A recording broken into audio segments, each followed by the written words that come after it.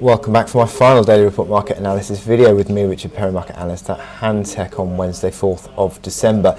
Now looking at gold, which is a bit of a quandary at the moment. How do you play gold? Because you've broken that downtrend.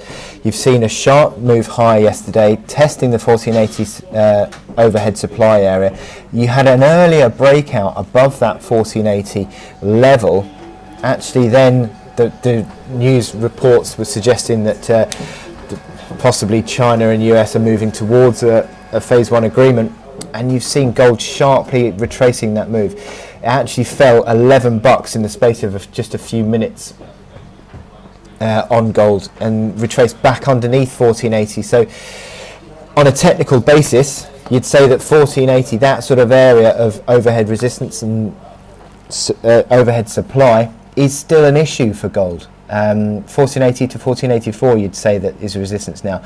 And I was sort of saying in the morning report that we need to see this sort of closing breakout above 1480 to really generate some sort of recovery potential, and then you can start thinking about further gains. But you look at the momentum indicators. Put the crosshair there on 60 on the RSI.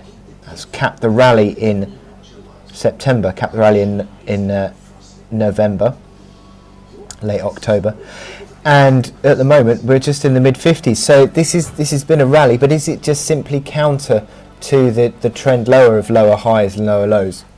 So the failure to break out above 1480 today could be fairly significant, I think.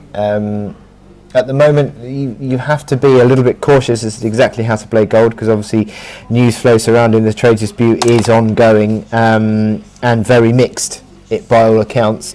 But it's a move that has obviously recovered, and you're not really getting downside traction. But equally, as we've just seen in the last few minutes, you're not really holding on to any upside moves either. So you're very neutral, I think, on gold at the moment, and it is a little bit of a concern, certainly for the recovery potential, that gold has failed to hold that breakout above 1480, and that if that sort of is the case into the close, then you've got to start talking about sort of turns lower again. Now, you could argue initially we're back up $4 from even just the low of the last few minutes, so the market is very uncertain as to how the reaction takes on this news flow at the moment surrounding the trade dispute, and for that reason you have to sit, I think, fairly neutral on gold at the moment.